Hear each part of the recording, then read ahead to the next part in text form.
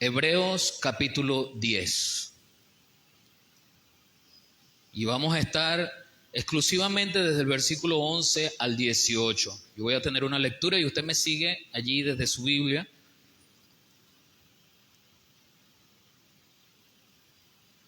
Vamos a esperar que todos lo tengan para que usted pueda leerlo allí donde está.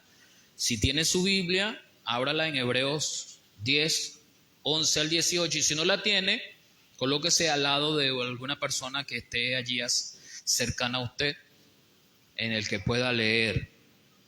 Amén. Dice así la palabra del Señor. Y ciertamente todo sacerdote está día tras día ministrando y ofreciendo muchas veces los mismos sacrificios, que nunca pueden quitar los pecados. Pero Cristo, habiendo ofrecido una vez para siempre un solo sacrificio por los pecados, se ha sentado a la diestra de Dios. De ahí en adelante, esperando hasta que sus enemigos sean puestos por estrado de sus pies. Porque con una sola ofrenda hizo perfectos para siempre a los santificados. Y nos atestigua lo mismo el Espíritu Santo. Porque después de haber dicho, este es el pacto que haré con ellos, después de aquellos días, dice el Señor, pondré mis leyes en sus corazones y en sus mentes las escribiré. Añade, y nunca más me acordaré de sus pecados y transgresiones, pues donde hay remisión de estos, no hay más ofrenda por el pecado. Gracias, Señor, por tu palabra. Gracias, Señor, porque tú nos enseñas, Padre. Ayúdanos que tu Espíritu Santo dé sobre nosotros sabiduría para poder captar lo que quieres enseñarnos y poder ponerlo en práctica. Gracias, Señor, en el nombre de Jesús. Amén. El domingo pasado estuvimos hablando, hermano, un tema interesante acerca de nuestra capacidad para elegir.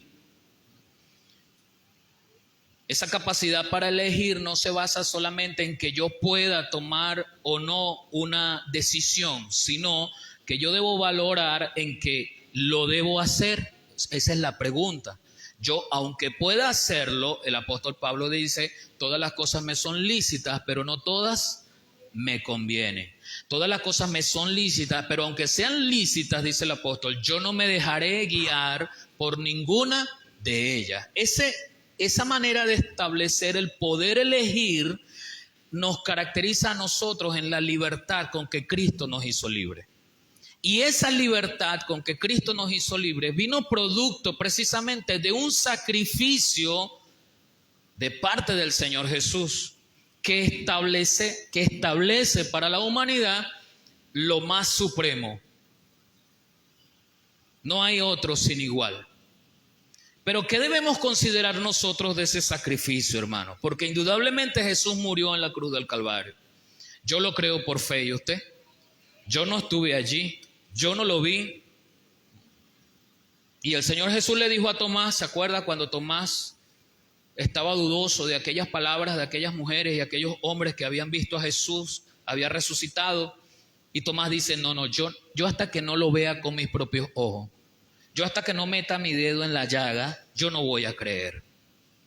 Entonces Jesús, cuando se presenta a Tomás, sin que Tomás lo hubiese dicho delante de él, pero como Jesús conoce los pensamientos de nuestra mente, lo más profundo, Jesús sabía lo que anhelaba Tomás para poder creer. Así que le dice, tú eres bienaventurado, Tomás, mete el dedo, mírame, soy yo, resucité. Pero más bienaventurado que tú serán aquellos que crean sin haber visto. Considérese usted uno de esos más bienaventurados que Tomás. Aunque algunos anhelamos ciertas cosas de allá de ese tiempo, algunos anhelan, quizás como Tomás, creyendo que eso es bueno, algunos anhelan quizás, ay, hubiese estado ahí para ver al Señor, qué grandioso sería. Qué espectacular sería haber metido el dedo en la llaga y cerciorar que es el Señor resucitado. Qué glorioso sería. Pero Jesús le dijo a Tomás, más bienaventurados serán aquellos que crean sin haber visto. Y usted es de esos. Amén. Así que yo, aunque no estuve allí al pie de la cruz físicamente, literalmente, hace más de 2000 años atrás, yo creo por fe que Jesús murió. Y la muerte del Señor Jesús fue el sacrificio supremo que me permite a mí hoy gozar no solamente de la bienaventuranza por creer, sino de la libertad de vivir una nueva vida en Cristo Jesús. ¿Qué debo entender de ese sacrificio? Si algunas personas anhelan todavía repetir, experimentar ciertas cosas que los de antes experimentaban.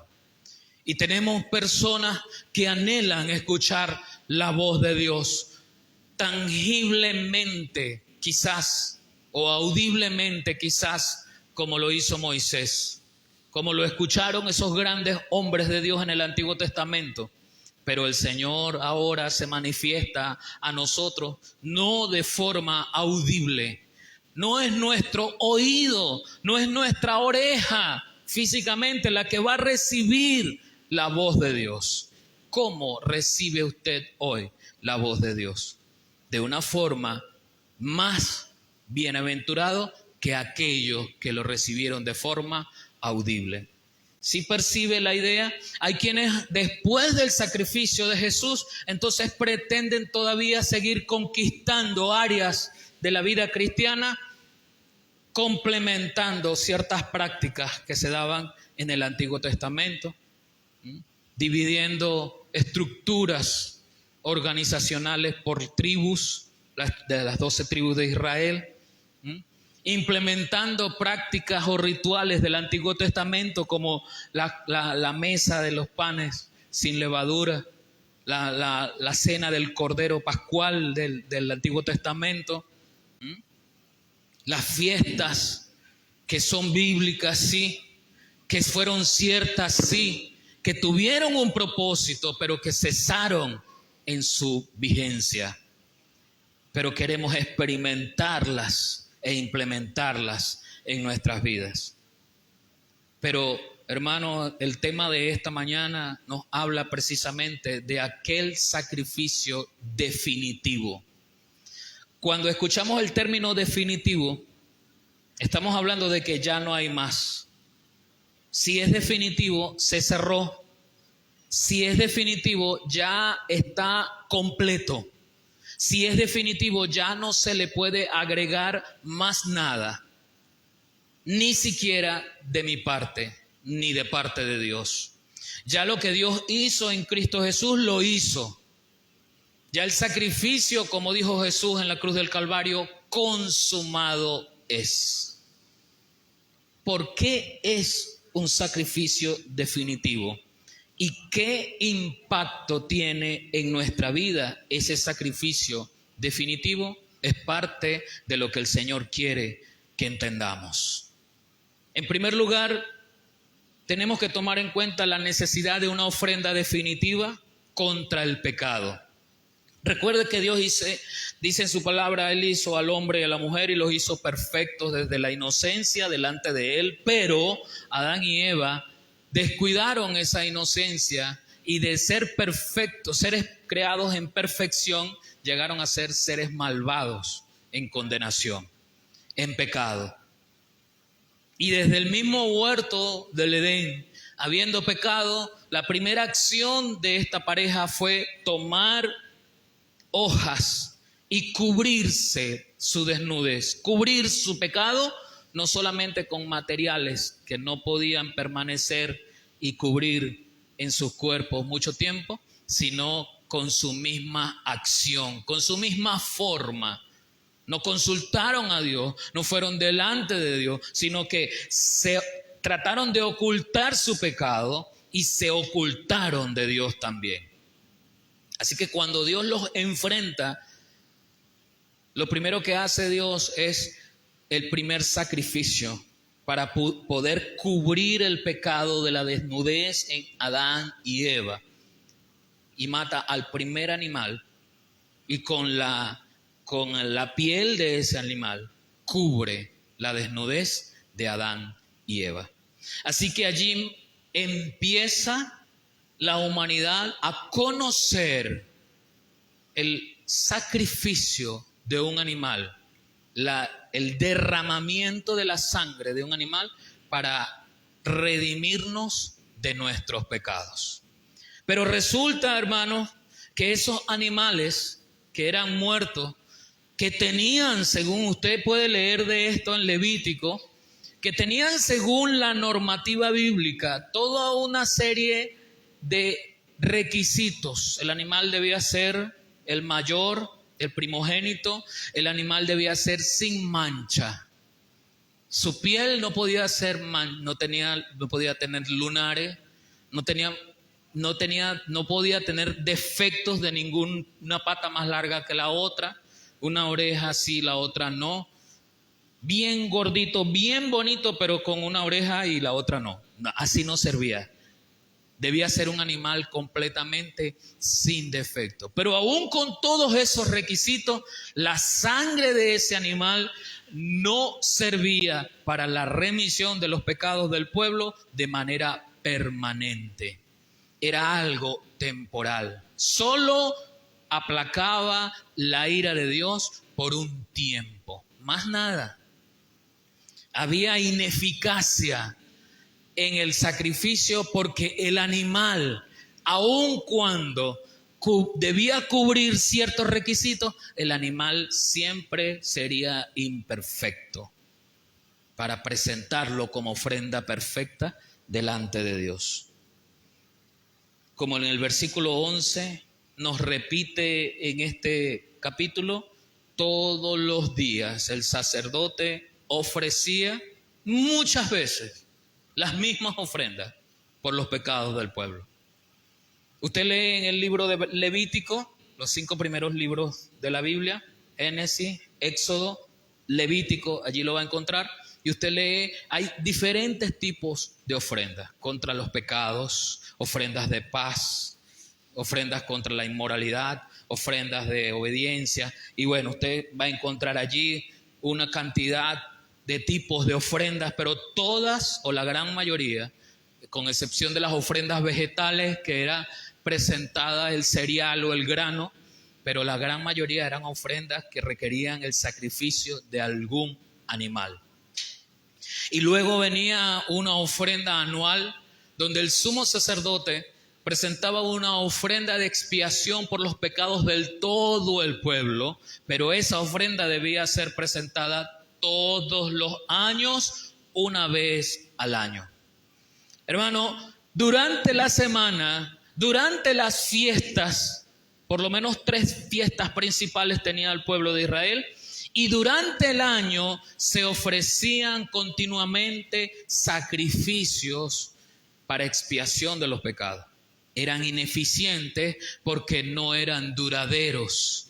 Eran ineficientes porque eran temporales en el tiempo. Dice el libro de Hebreos, allí mismo en el capítulo 10, pero versículos 1 al 4. La ley era solo una imagen borrosa de las bendiciones que llegarían en el futuro. La ley no era la verdadera bendición porque exige a la gente que ofrezca los mismos sacrificios todos los años. ¿Se da cuenta? La ley exigía que se ofrezca ese sacrificio en repetidas veces todos los años. Los que se acercan a ofrecer culto a Dios siguen ofreciendo esos sacrificios, pero la ley jamás puede hacerlos perfectos. ¿Por qué? El apóstol Pablo posteriormente dice, ¿porque la ley es imperfecta? No, porque la humanidad es imperfecta. Porque los animales ofrecidos en sacrificio son imperfectos. Por eso la ofrenda en expiación o en remisión de los pecados no duraba. Y había que continuamente presentarlas. No solamente la ineficacia de la ofrenda por el animal en sí, sino por la humanidad. Esta semana yo pequé, presento mi ofrenda, pero la siguiente semana vuelvo a pecar. Y el animal presentado hizo expiación por los pecados de la semana pasada, no por los de la semana que viene. Así que la semana que viene, como volví a pecar porque yo soy pecador, entonces debía ofrecer de nuevo otra ofrenda, otro sacrificio. Entonces había una necesidad. ¿Por qué? Por la ineficiencia del sacrificio contra el pecado. Y continúa diciendo, si la ley lo pudiera hacer, entonces ya estarían limpios, no se sentirían culpables de sus pecados y esos sacrificios ya hubieran dejado de ofrecerse. Cada año los sacrificios sirven para recordarles sus pecados porque es imposible, escuche esto, porque es imposible quitar los pecados con la sangre de toros y chivos. Esa es la versión PDT. Es imposible con la sangre de algún animal quitar definitivamente los pecados de en medio. No se podía.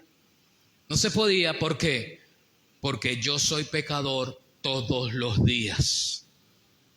Entonces todos los días debía ofrecer sacrificios para que me borrasen los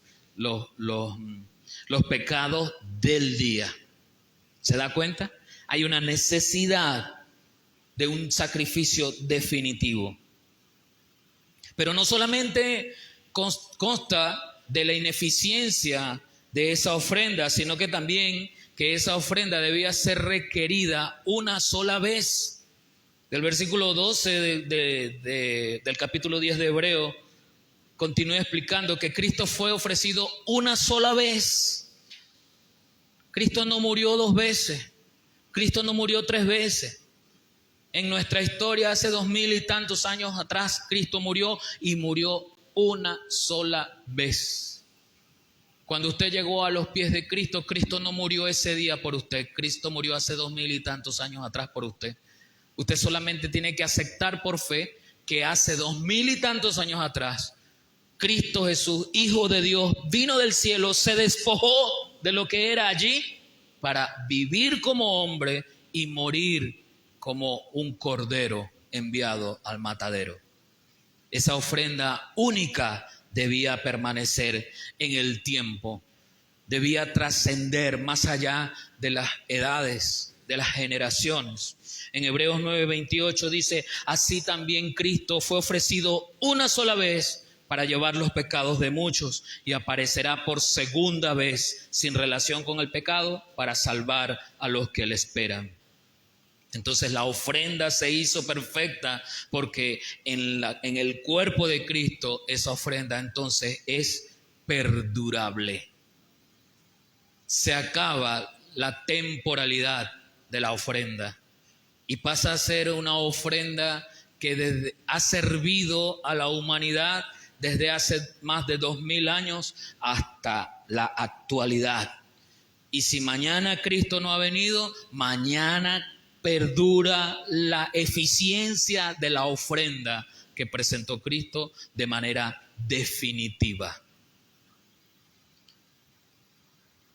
Otro impacto que tiene esta ofrenda definitiva en nosotros, el versículo 14 nos dice, porque con una sola ofrenda nos hizo perfectos para siempre.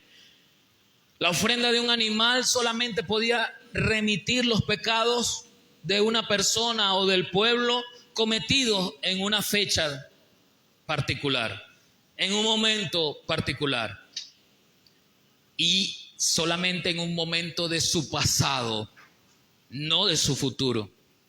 Pero la ofrenda perfecta de Cristo no solamente me limpió de mis pecados pasados, sino que me limpia de seguro de los pecados futuros. Y luego vamos a ahondar en otra oportunidad sobre la conciencia que algunos dicen, no, pero eso es una libertad para pecar entonces, si yo sé que en el futuro Cristo también ha limpiado mis pecados, pero la palabra me dice que hizo perfectos para siempre a los santificados en ese sacrificio. Así que es ese sacrificio del Señor el que usted y yo requerimos para acercarnos al Padre con conciencia limpia.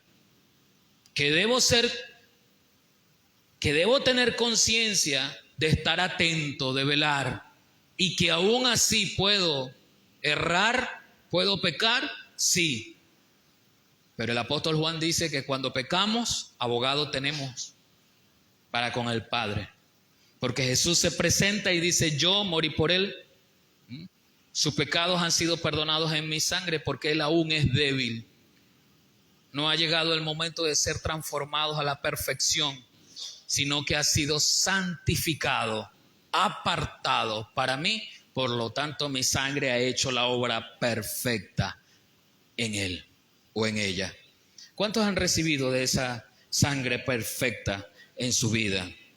Así que el Señor sigue conversando y me llama la atención en este versículo 14 cuando habla de, porque con una sola ofrenda hizo perfectos. Esa palabra perfectos, hermanos, es la misma palabra que Jesús pronunció en la cruz del Calvario, que en el griego dice tetelestai, que significa consumado es. Es la misma palabra en griego que aparece allí.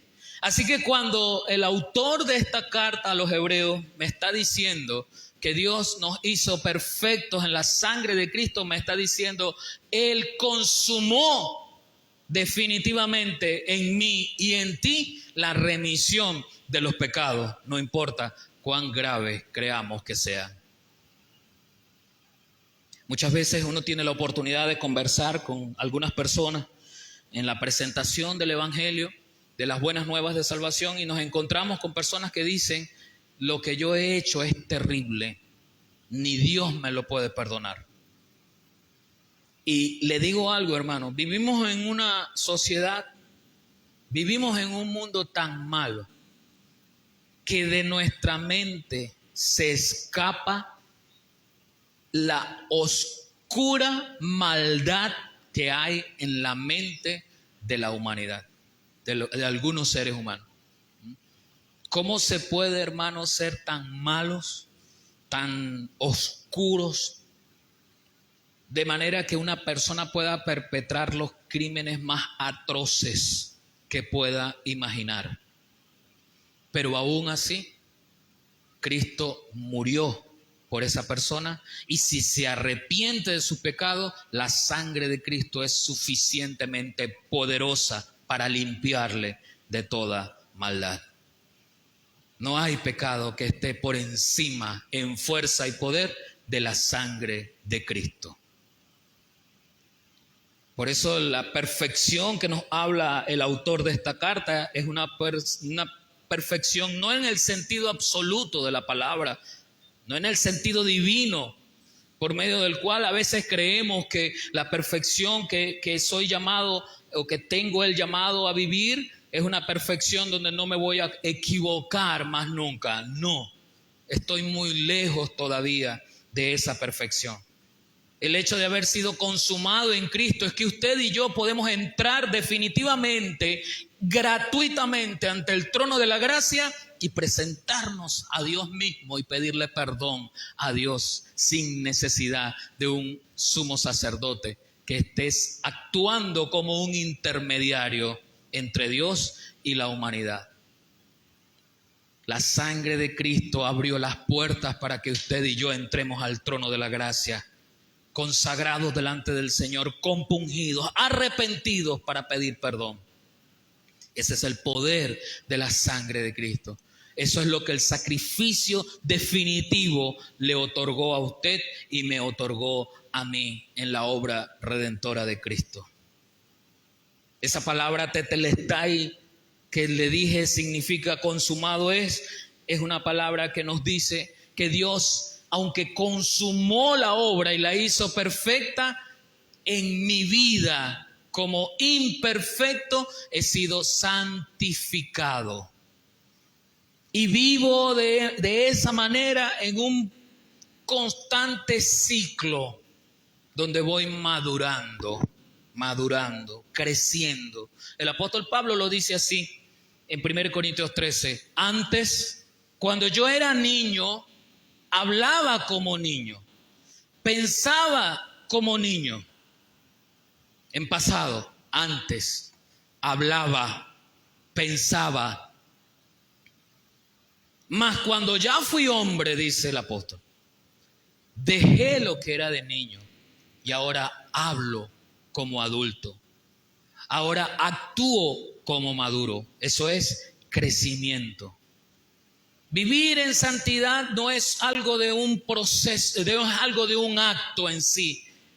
Es una vida continua donde voy creciendo, donde voy madurando, donde me voy alimentando de la fuente de vida eterna para que brote de mí ríos de agua viva. Pero tal como sucede en nuestra biología, puede existir enanos espirituales, niños espirituales. En esta misma carta el apóstol le dice a los hermanos, posiblemente la carta a los hebreos fue escrito a los judíos convertidos. Y él le dice a esos hermanos, porque estaba la lucha, hermanos, estaba la lucha de que estos judíos convertidos, estos judíos habían aprendido la importancia de los sacrificios en Moisés, la importancia de la ley de Moisés, la importancia de guardar las fiestas, la importancia de guardarse en los 10 mandamientos, la aplicación de estos 10 mandamientos. Y ahora viene el Evangelio aplicando la gracia sobre todas estas cosas y eso impacta la vida de los judíos, de esa primera comunidad de cristianos judíos, o por lo menos de cristianos hebreos, porque el ser judío es practicar una religión en el pueblo hebreo. Así que él les escribe esto y les alerta precisamente del peligro de la combinación de vivir la vida según el Antiguo Testamento con los principios de la gracia. Y por eso les alerta y allí mismo le dice, debiendo ser ya maestros, no lo son. Debiendo tener maestría, porque no solamente venían de conocer a Dios a través del Antiguo Testamento, sino porque poco a poco les fue presentado la administración de la gracia a través del Nuevo Testamento, a través de las buenas nuevas de salvación. Y el apóstol les dice, debiendo haber sido ya maestros. Un maestro no es el educador convencional del aula de clase. La palabra maestro viene del término latín magister, es el especialista en algún área. Y a eso es que se refiere el apóstol cuando dice, debiendo haber sido ya maestros, no lo son. Se quedaron anclados a la vieja naturaleza, se quedaron anclados a la vieja forma de hacer las cosas. Y hay entonces entre ustedes peleas por los rudimentos de la palabra, por el ABC. El apóstol Pedro lo coloca así diciendo, os di de beber leche espiritual. La leche espiritual es buena, sí, para un niño de menos de 6 meses de edad. Después deja los nutrientes. La leche materna es necesaria para el niño recién nacido.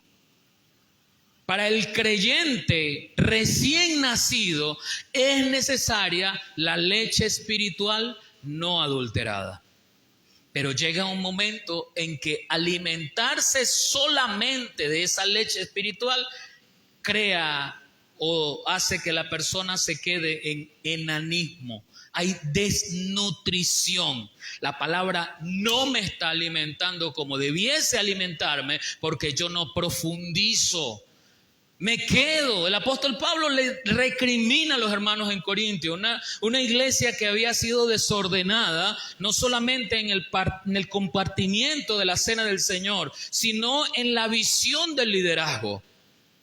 Por un lado, el apóstol Pablo en sus viajes misioneros había fundado esta iglesia y luego llegó un misionero muy elocuente, nuevo en el evangelio.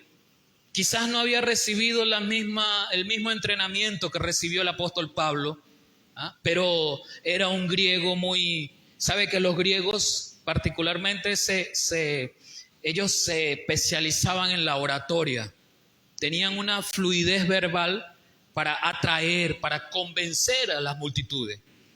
Entonces este griego recién convertido, pero sin miedo escénico, con la capacidad para hablar bellamente con palabras que captan el ambiente emocional, el alma de las personas, empezó a cautivar sin querer, tal vez sin la mala intención de dividir, pero la iglesia, niña espiritualmente, se dejó cautivar de esas palabras y se debatían entre que el liderazgo de la iglesia era de Apolo o el liderazgo de la iglesia era de Pablo. Y allí comenzó un debate estéril que evidenció la desnutrición de una iglesia convencida debido a su desnutrición espiritual. Porque si hubiesen sido llenos del sacrificio definitivo de Jesús, entienden que no importa Pablo, que no importa Apolo, aquí lo que importa es Cristo en mi vida. Y el apóstol tiene que volvérselo a enseñar. No es Pablo, dice él, no es Apolo. Pablo sembró, Apolo regó, pero Cristo es el que da, Dios es el que da los nutrientes, el crecimiento. Sí, muchas personas sobresalen, han sobresalido y de seguro seguirán sobresaliendo. Y hoy más con las redes sociales. Quien tiene la oportunidad de aparecer en un programa que tenga muchos likes será muy famoso. Lo reconocerán mucho. Su nombre estará y su rostro estará en cada cámara, en cada celular, en cada casa, en cada computadora. Pero no quiere decir que ese personaje sea más importante que aquel misionero o aquel pastor o aquel hermano que hace la obra que le fue encomendada, pero que no tiene los medios para salir en las redes sociales. No es Pablo, no es Apolo, es Cristo. Es Cristo el que hace las cosas. Así que el sacrificio definitivo nos lleva a nosotros a madurar y a crecer, porque el Señor volvió a decir consumado es en este término de Hebreos 9. Una sola ofrenda hizo perfectos. Vuelve a aparecer la palabra tetelestai. Es la misma palabra que aparece allá en Juan 19:30. Cuando Jesús hubo tomado el vinagre, dijo, consumado es. Allí está, tetelestai. ¿Sabe lo que significa la palabra consumado? No solamente es terminado, está completo. Y no necesita que se le añada más nada. No necesita alguna añadidura. Es la misma palabra que aparece en Colosenses 2:10, la versión de la Biblia de las Américas lo dice. Y habéis sido hechos completos, de nuevo a la palabra tetelestai. Y habéis sido hechos completos en Él, que es la cabeza sobre todo poder y toda autoridad. Pero eso lo hace solo el sacrificio definitivo de Cristo en la cruz del Calvario, no el derramamiento de la sangre de un animal. No el hecho de que yo cumpla ciertas fiestas o ciertos requisitos del Antiguo Testamento, pero tampoco del Nuevo Testamento. Porque a veces hemos convertido, hermanos, la gracia del Señor la hemos convertido en religión. Y aunque el apóstol Pablo nos demanda de nuestro comportamiento y testimonio cierta altura, comprometidos con la gracia, el apóstol Pablo reconoce la necesidad de que tenemos que tener a Cristo en nuestros corazones para hacer esas obras.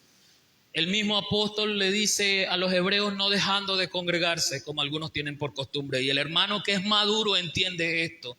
Pero el hecho de congregarnos no nos garantiza que seamos maduros espiritualmente.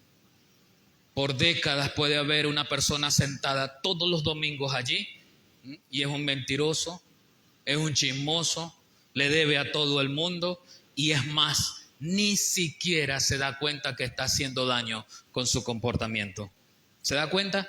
A veces queremos también en la gracia del Señor convertirla en religión. Es decir, mire hermano, la religión no consiste en que yo camine o transite un camino que me dirija a Dios solamente. No consiste en eso.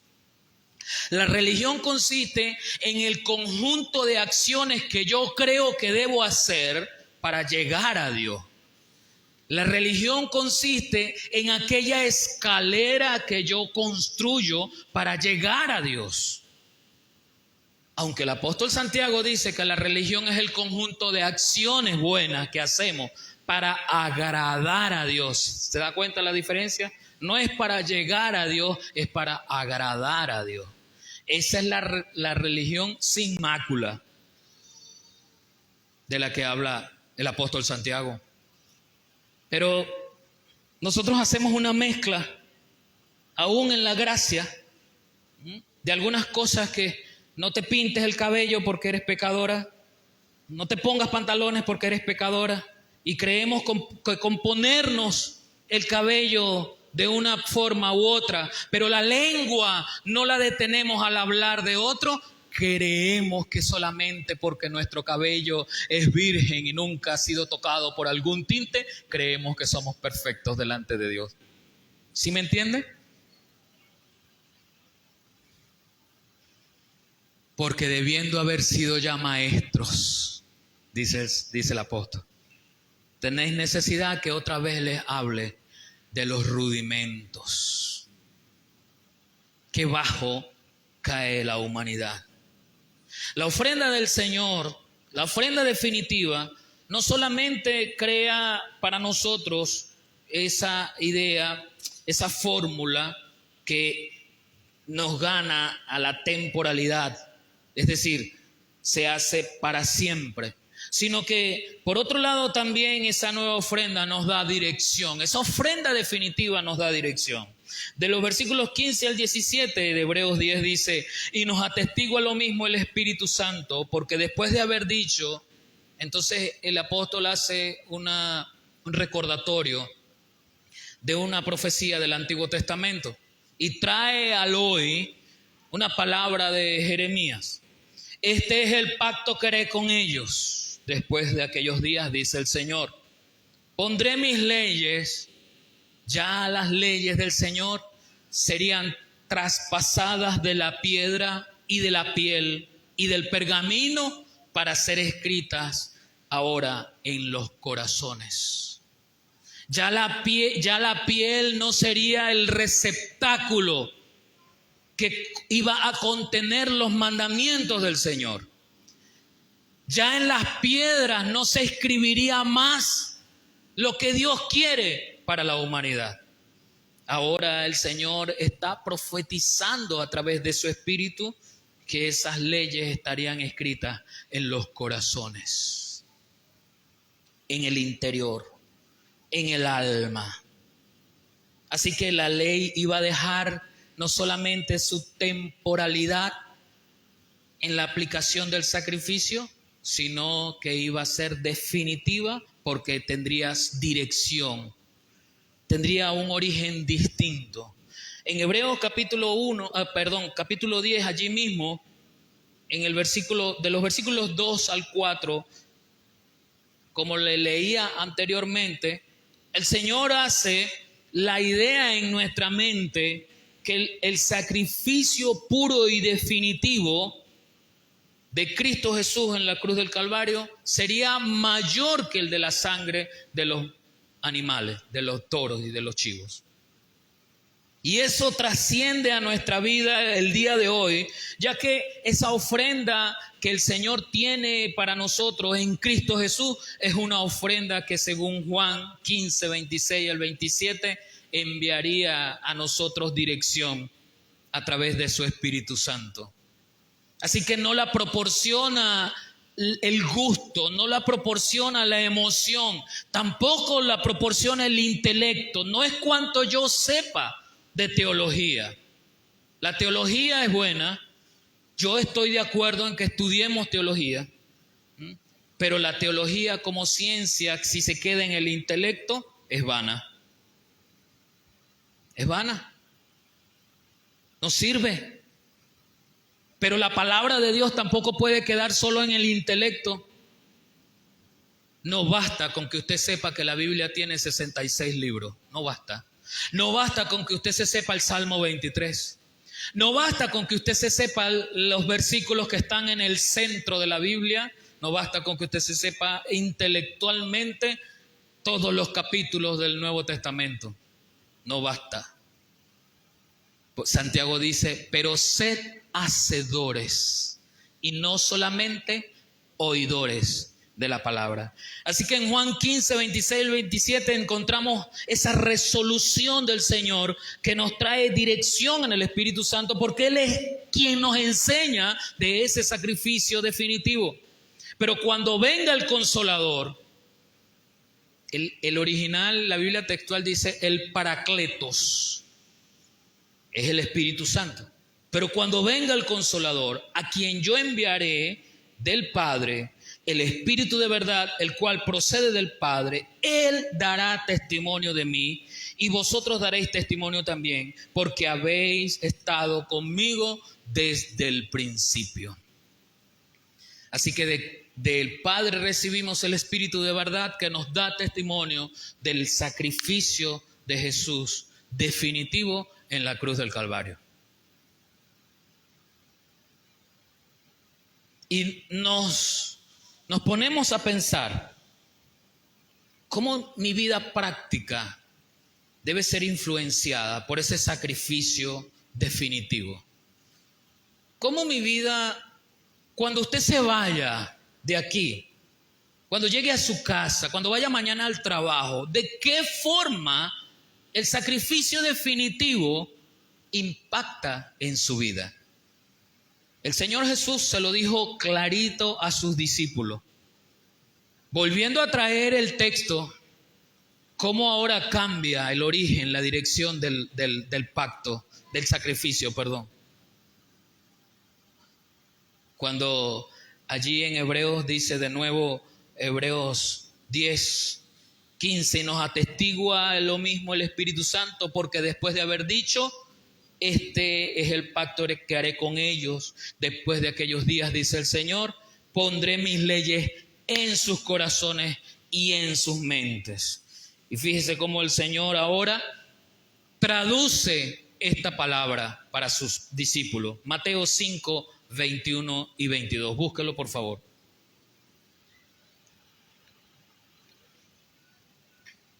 Porque nos vamos a nuestras casas, mañana salimos a nuestros trabajos y debemos saber cómo nos impacta ese sacrificio definitivo.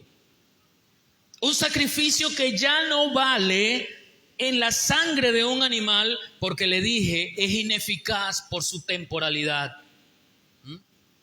Pero el sacrificio definitivo, ahora le dice el Señor a sus discípulos, hablando allí con ellos en Mateo 5, 22, 21 y 22.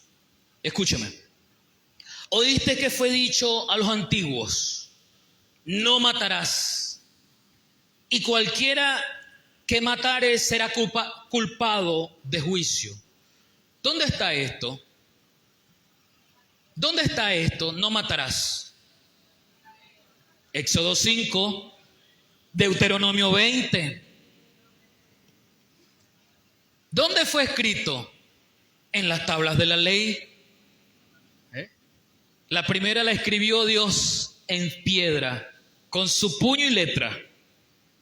¿Se acuerda? Bajo Moisés estaba el pueblo desenfrenado y Moisés quiebra esas piedras.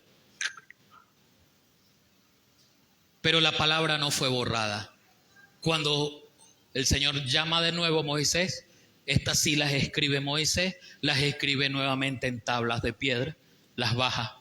Y allí empieza la ley a reescribirse, a copiarse, ¿verdad?, en las imprentas de la época, ¿no? Tenían los escribas que volver a pasarla. Y en la ordenación de los libros canónicos nos aparece en 2 libros. Éxodo capítulo 5, Deuteronomio capítulo 20. No matarás. Es una realidad. El Señor está apelando a algo que todos los judíos conocían. No matarás. Es más, Él le complementa lo que de nuevo vuelve a aparecer en las leyes en Levítico, que son leyes leyes para la moral, para la ética, para las costumbres, donde habla entonces qué sucedía cuando alguien era culpable de homicidio, cómo sería el juicio y cuál era la condena. Es más, usted lee en Levítico y se dará cuenta que cuando para el pueblo el homicidio era un misterio, dice el Señor en Levítico, cuando se encuentra en el camino un cadáver y nada haya de evidencia, es decir, no hayan testigos de que puedan decir a este lo mató fulano, dice la palabra, los sacerdotes medirán el cuerpo con el pueblo más cercano. Y en medida de hombre, la distancia del pueblo más cercano al cuerpo, ese pueblo pagará ofrenda de sacrificio y retribución por ese cadáver. Eso está en Levítico. Y el Señor apela a todo eso. Oíste que fue dicho por los antiguos, no matarás. Y cualquiera que matare será culpado de juicio. Ahora viene cómo se imprime la ley en nuestros corazones y en nuestra mente. Y ahora viene el Señor y dice, pero yo os digo, cualquiera que se enoje contra su hermano será culpado de lo mismo como si hubiese matado a alguien. ¿Se da cuenta? Porque el acto de homicidio comienza con una ira interna. Entonces, en el Antiguo Testamento no importara que desde mi mente yo aborreciera a una persona, no importaba que desde mi corazón tuviese algo en contra de alguien mientras no lo asesinara. Ahora el Señor te está diciendo a ti, me está diciendo a mí, ahora eres un homicida si desde tu pensamiento y desde tu corazón aborreces a tu hermano y serás culpado de juicio. ¿Se da cuenta cómo el Señor transforma? No quitó la ley, la transformó para que no esté allá abierta en el Salmo 91 en el medio de la sala. Porque ese es un amuleto. Hay quienes abren la Biblia en el Salmo 91. ¿Cómo dice el Salmo 91? Eso fue lo que se escuchó. ¿Ah? Pero el Salmo 91, que aparentemente es muy bonito, y digo aparentemente no porque en su forma poética no sea bonito, pero eso trasciende más allá de la poesía. Pero a mí me parece como que si yo lo coloco allí abierto en el Salmo 91, las malas vibras, las vibras negativas, los espíritus no van a entrar. Y yo no me doy cuenta que con mi lengua de chismoso ya ahí vino un espíritu y entró a la casa. No importa que la Biblia esté abierta en el Salmo 91. No me doy cuenta que con un corazón resentido donde guardo rencor, ya ahí viene un espíritu que le pasó por el ladito a la Biblia abierta en el Salmo 91. ¿Se da cuenta? Lo que el espíritu nos dice es que pondré mis leyes en sus mentes y en sus corazones. El intelecto y las emociones ligadas, entendiendo el nuevo pacto, entendiendo el sacrificio definitivo. De nada vale que yo me abstenga de cometer algunas infracciones literales del Antiguo Testamento. ¿De qué me vale a mí guardar el sábado si soy un alcohólico, si soy un adúltero? Pero critico no guardar el sábado, critico que los demás guardan el domingo y yo guardo el sábado, pero soy un mentiroso. No doy testimonio. ¿De qué me vale? Honra a tu padre y a tu madre.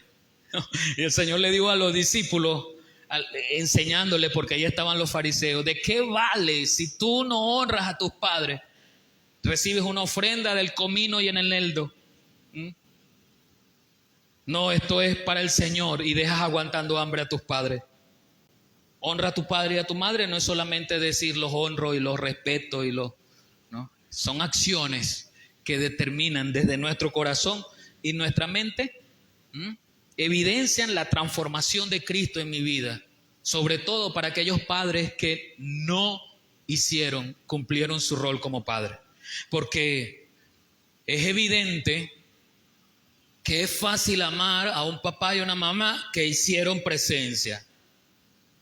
Aunque es evidente, hay hijos malagradecidos, pero es evidente pues que es más fácil amar a una mamá y a un papá que hicieron presencia, que estuvieron allí en la enfermedad, que estuvieron allí corrigiéndonos y los amamos por eso. Cuán difícil es amar a un papá que me abandonó, a una mamá que me abandonó y que ahora aparece enferma y quiere que yo la atienda y ella no hizo por mí cuando yo necesité. Eso sí es difícil. Pero el Señor me dice a mí, honra a tu padre y a tu madre. Y no dice ninguna condición. No estipula, si se portaron bien contigo, hónralos. Así dice. Si hay alguna versión de la Biblia que lo diga así, usted me lo dice para yo ir a ella y leerlo. De resto, no lo dice. Las poquitas que he podido leer. Así que el sacrificio definitivo nos da dirección. Y esa dirección viene del Espíritu Santo, que nos ha mostrado que la ley ahora ha pasado de la tabla de la piedra, de la tabla de la madera, de la tabla de la piel, del pergamino en papel, al corazón y la mente de esa nueva criatura que ha aceptado el sacrificio de Cristo Jesús. Ahora, en tercer lugar, debemos pensar cuál es el impacto de esa nueva ofrenda definitiva. ¿Qué implica para nosotros entender, según el versículo 18 de Hebreos 10, qué significa entender que esa ofrenda realmente es definitiva? Pues donde hay remisión de estos, es decir, de los pecados y transgresiones, que se habla en el 17, pues donde hay remisión de estos, no hay más ofrenda por el pecado. Ya. Las ofrendas del pasado tenían distinción. Habían ofrendas para ofrecer por la paz. Habían ofrendas para ofrecer por los pecados sexuales. Habían ofrendas que hacer por los homicidios. Habían ofrendas, por lo menos como de consagración a los ministerios, sobre todo en el caso de los sacerdotes. Habían las fiestas, sobre todo las 3 grandes fiestas de los judíos, panes sin levadura, etc. Cada una de esas ofrendas tenía una tipología. Es más, hermano, habían ofrendas para el que podía presentar un animal porque lo tenía, y había una ofrenda para el que no tenía cómo presentar a un animal, porque se exigía en algunos casos un ovejo, un chivo, ¿verdad? Pero no todos tenían un rebaño. Algunos simplemente le trabajaban a otro. ¿Cómo yo presento un chivo si trabajo para otro y me paga y yo como nada más con eso? ¿Cómo lo presento? Dice Levítico 5:7 que para los que no tenían eso, entonces había otro tipo de ofrenda. ¿Se da cuenta lo que le estoy diciendo? Habían en el Antiguo Testamento distintos tipos de ofrenda, distintas formas, para el que tenía y para el que no tenía, para la gravedad del asunto o para el propósito. Pero en Cristo todo se resumió a Cristo. En Cristo todo se hizo perfecto. En Él ya no era necesario saber que yo no tengo para comprar un animal, porque ya el que me sustituyó, que no es un animal, es Cristo, pero ya el que me sustituyó y que actúa en favor de nosotros como ese animal que moría, ya Él lo hizo tetelestai, ya lo hizo completo. Yo no tengo que comprar nada. No tengo que comprar ningún animal y ofrecerlo en sacrificio, pero tampoco tengo que hacer cosas para ser salvo.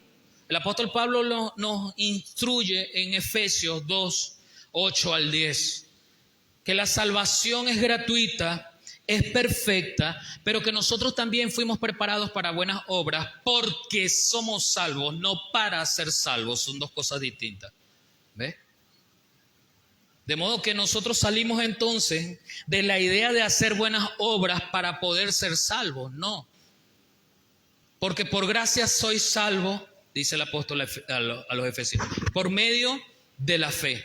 Y esto no de vosotros. ¿Por qué? Pues es don de Dios, no por obra, para que nadie se gloríe.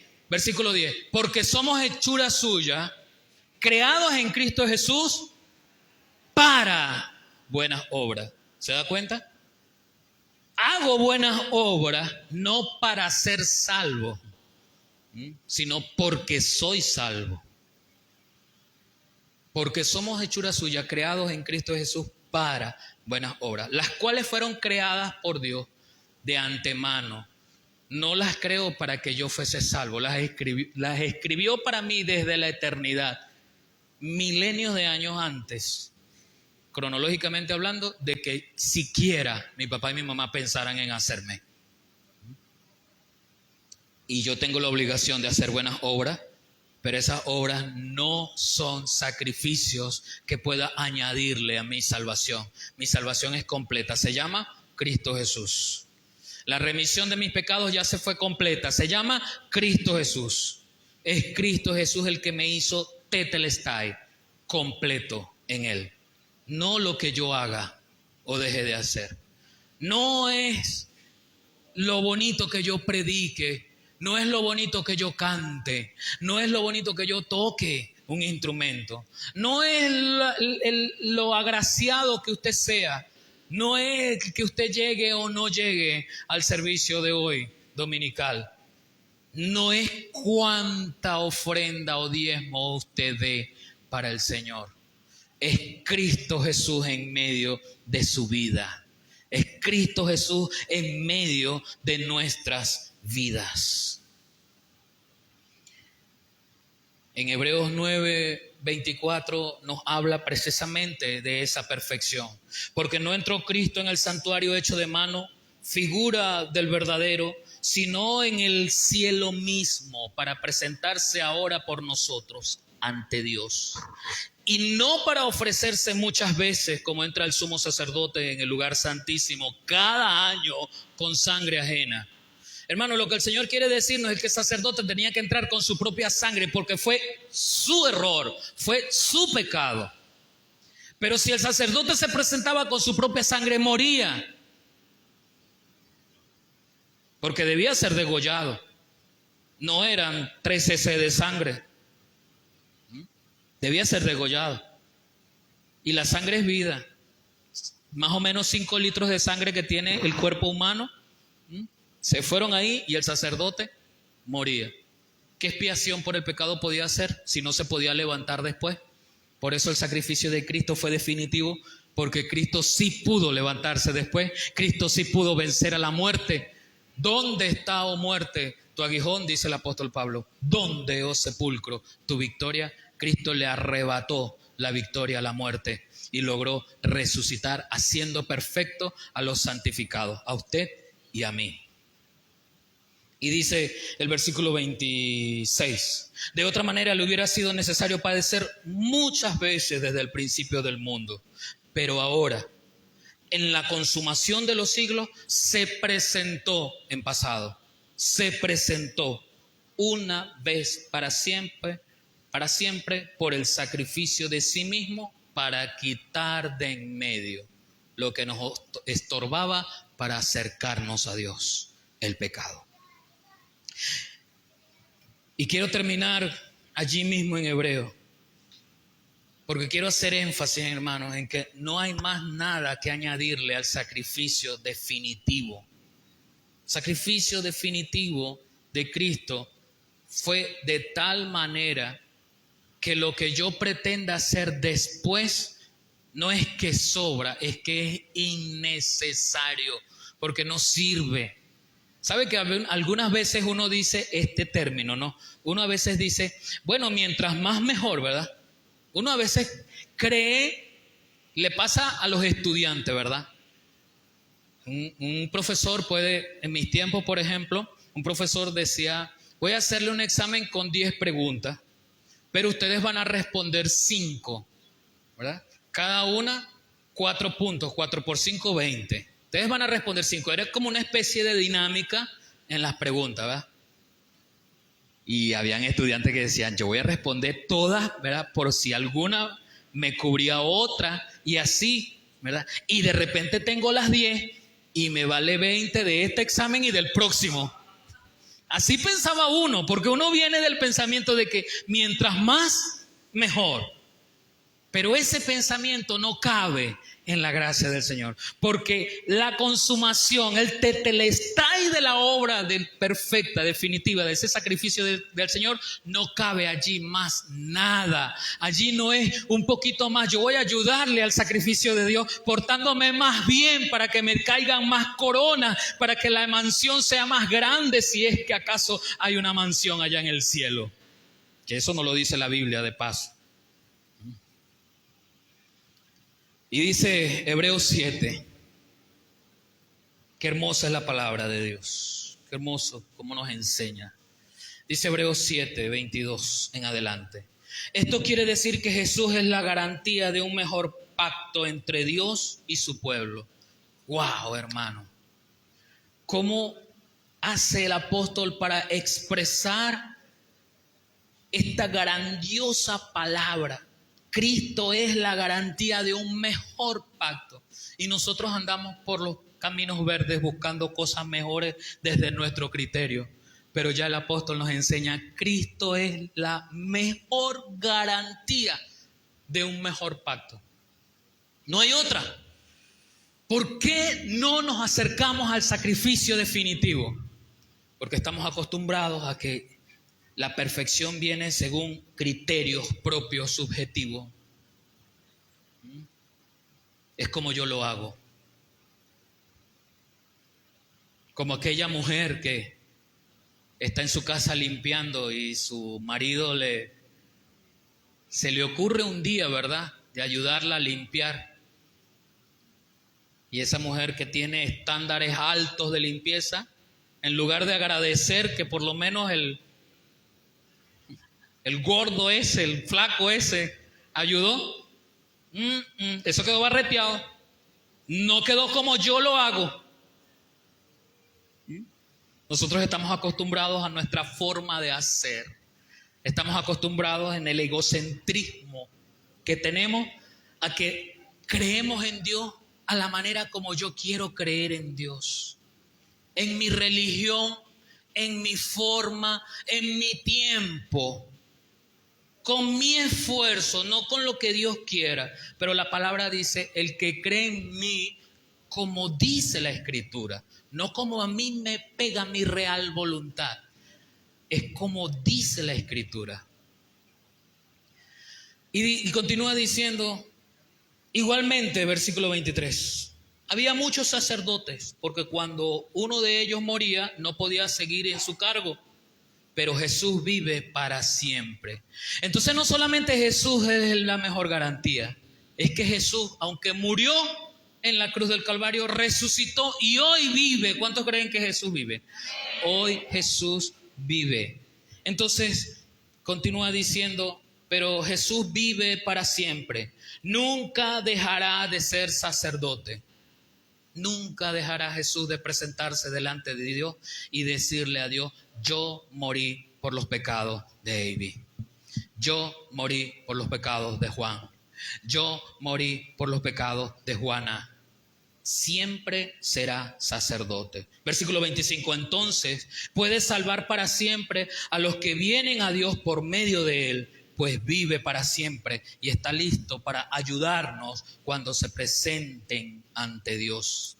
Jesús es la clase de sumo sacerdote que necesitamos, continúa diciendo el apóstol. Es santo y no ha hecho nada malo. Es puro y no se deja influenciar por los pecadores. Ha sido elevado a los cielos y no es como cualquier otro sacerdote. Los otros sacerdotes tenían que ofrecer sacrificios todos los días.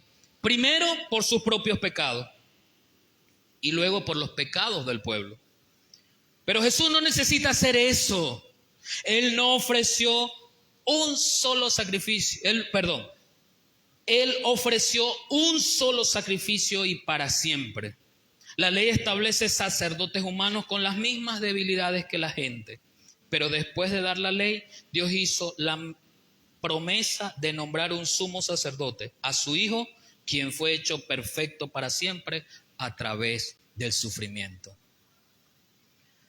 Fue la pasión, la muerte y la resurrección que dieron a Jesucristo el toque, junto a su naturaleza divina, ligada con su naturaleza humana, el toque de perfección a su sacrificio. No tenemos que añadirle nada al sacrificio de Cristo.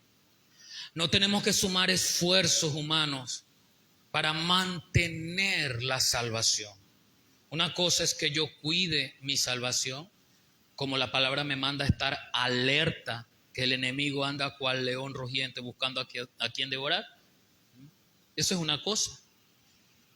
Y otra cosa es tratar de agregarle pizcas o partes de algo para promover la seguridad de salvación en mi vida. Son dos cosas distintas.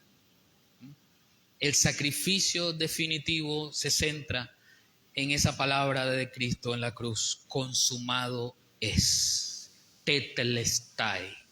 Ha sido completo. ¿Quieres pertenecer a ese grupo, a ese cuerpo, a ese pueblo que ha sido completo en Cristo? Entonces acepta el sacrificio definitivo. Cierre sus ojos por un momento. Y pongámonos a pensar en ese sacrificio por medio del cual hemos sido hechos delante del Señor. Y vamos a pedirle perdón porque no hemos tomado en serio y no hemos puesto valor a ese sacrificio. Pero si también estás aquí hoy o a través de la transmisión, puedes ver que necesitas de ese sacrificio. Entonces yo te invito, dile al Señor: Señor, heme aquí, perdóname por mis pecados. Me acerco a ti para entrar gratuitamente a través de Cristo. Gracias, Señor, porque soy pecador y de todas maneras tú me amas. De todas maneras moriste por mí. Soy pecador, pero de todas formas tu sangre preciosa me limpió de todo pecado. Gracias, Señor.